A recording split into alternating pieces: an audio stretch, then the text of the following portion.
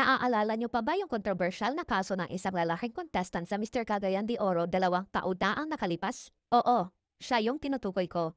Sobrang usap-usapan ito noon sa social media kasi daw yung nobya niya ay sinasabing isa sa may mga kinalaman sa pagkamatay niya. Matagal na nga ito, pero bakit pinag-uusapan pa natin ngayon? Kasi may bagong update na sa kaso. Kahit nahuli na ang mga suspect, malabas na mas marami pa palang taong sangkot. Kaya balikan natin kung ano talaga ang nangyari. Noong May 9, 2023, si Adrian Robic Fornelos ay binaril ng mga hindi kilalang lalaki sa labas ng bahay ng kanyang mentor. Dapat sana ay magpa-practice siya para sa pageant. Pagkababa niya sa motor, bigla na lang siyang binaril. Sinubukan pa siyang dalhin sa ospital pero hindi na siya nailigtas dahil sa matinding tama ng bala sa ulo kaya namatay din siya kalaunan. 24 years old lang siya noon. Sobrang bata pa para mawala sa mundo. Marami ang nalungkot at nanghinayang dahil sa bukod na matalino ito ay napaka-talented din ni Adrian. Nakakapanlumo palalo dahil nakapagtapos na sana siya sa kolehiyo pero hindi na siya nakamarcha. Di rin niya na ipagpatuloy ang pagsali sa Mr. Cagayan de Oro dahil nga sa nakakalungkot na nangyari sa kanya. Inspirado si Adrian sa pageant at pag-aaral lalo na dahil sa suporta ng kanyang pamilya at girlfriend na si Johnny Orog. Makikita sa social media kung gaano nila kamahal ng isa't isa. Couple goals talaga. Habang nag-aaral, nagsusumikap din silang kumita ng extra para matupad ang mga pangarap nila. Pero nung nawala si Adrian, doon na nagsimulang lumabas ang mga sekreto. Marami ang nakisimpatiya kay Johnny dahil sa mga post niya ng pagdadalamhati nung una. Pero biglang nagbago ang ihip ng hangin. Bakit? Kasi lumabas ang mga screenshots ng usapan ni Johnny at ng kanyang kaibigan. Doon, nalaman ng mga tao na may sugar daddy si Johnny. Isang pastor pa at binibigyan daw siya ng pera at mga gamit. Dahil dito, nag-iba ang tingin ng mga tao sa kanya. Mula sa pagiging pageant rivalry, naging crime of passion na ang kaso. Si Johnny ay tinuturong may kinalaman sa pagkamatay ng boyfriend niya.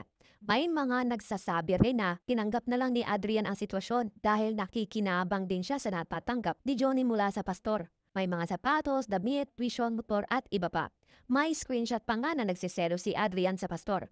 Pero bakit nga ba hindi siya kumala sa relasyon nila ni Johnny? Kahit alam niyang may pastor. Siguro kasi, mahal niya talaga si Johnny.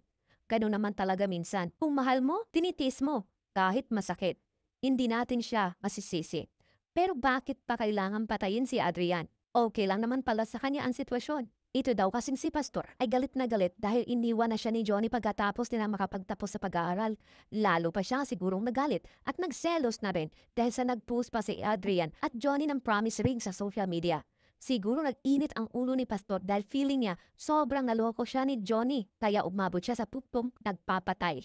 Pinapili daw ni Pastor si Johnny para sa kalayaan niya. Sino ang kailangang mawala? Si Johnny ba? Pamilya niya? O si Adrian? Ayon sa kwento, si Adrian ang napili ni Johnny kaya binaril si Adrian na mga hired killers. Ang tanong ng lahat, bakit hindi man lang nagbigay ng babala si Johnny kay Adrian na may banta na ang buhay nito? Kung totoo mo kasing mahal ang isang tao, gagawin mo ang lahat para mailigtas siya. Diba?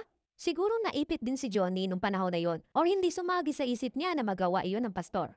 Hindi rin natin alam ang buong kwento. Kaya hindi rin natin masasabing sinadya niyang mangyari iyon para tuluyan nang mawala si Adrian sa kanyang buhay. Pero ang pastor, dapat alam niya ang tama sa mali. May asawa at anak siya. Tapos pumatil pa sa bata at pinapatay pa ang lalaking karelasyon nito. Kahit sabihin pa niya na ginamit lang siya para sa pera. Wala namang pumilit sa kanya. Siya ang nagbigay, ginusto niya. Pagkatapos ng ilang buwan, nahuli si Pastor. Pero si Johnny, di isinama bilang suspect. Ginawa siyang witness. 2 pastor ang nahuli. Si Pastor Andales, ang sugar daddy, at ang kasamahan niyang si Pastor Nonot alias Kuya. Grabe, pastor pero ganyan ang ginagawa. Nasa isip niyo, huy. Mahuli ang 2 pastor. Naging masaya ang pamilya ni Adrian sa progreso ng kaso ng kanilang anak. Pero nanatili pa rin silang galit kay Johnny dahil yung gusto sana nila ay maikulong din si Johnny kasama ng 2 pastor. Pero hindi ito pwede kasi si Johnny yung nagbigay daan para mahuli ang 2 pastor. February 2025, may lalaking lumapit sa pulis alias Buboy ang kanyang pangalan. Inamin niya na siya ang middleman sa paghahanap ng hitman noon para patayin si Adrian at bigay daw itong si pastor ng paunang 10,000 pesos bilang isang down payment. Tapos, ang buong bayad dapat ay 100,000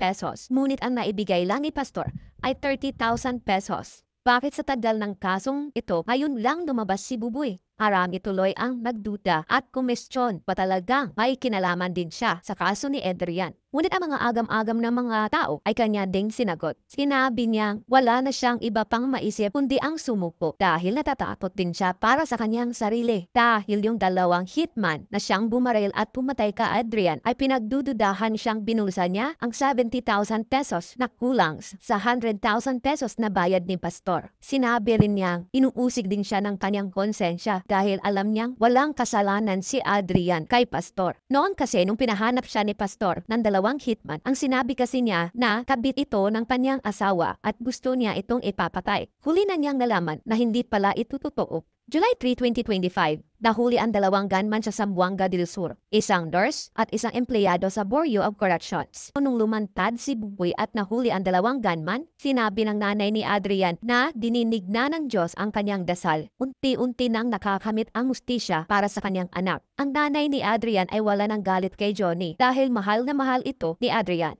Maging ang kapatid ni Adrian ay matagal na rin pinatawad si Johnny. Ang bukod tanging tao lang na hindi kaya magpatawad sa ngayon ay ang ama ni Adrian na patuloy pa rin ninisigaw ang hustisya para sa pagkamatay ng kanyang minamahal na anak. Sa huli, ang kasong ito ay paalala sa atin na ang kasinungalingan, kasakiman at pagtataksil ay pwede humantong sa trahedya. Ang tunay na pagmamahal ay hindi nananakit o sumisira ng buhay. Sana'y matuto tayong maging tapat, responsable at makonsensya sa bawat desisyon na ginagawa natin. Dahil ang malaking hakbang kahit minsan lang ay pwedeng magdulot ng habang buhay na pagsisisi.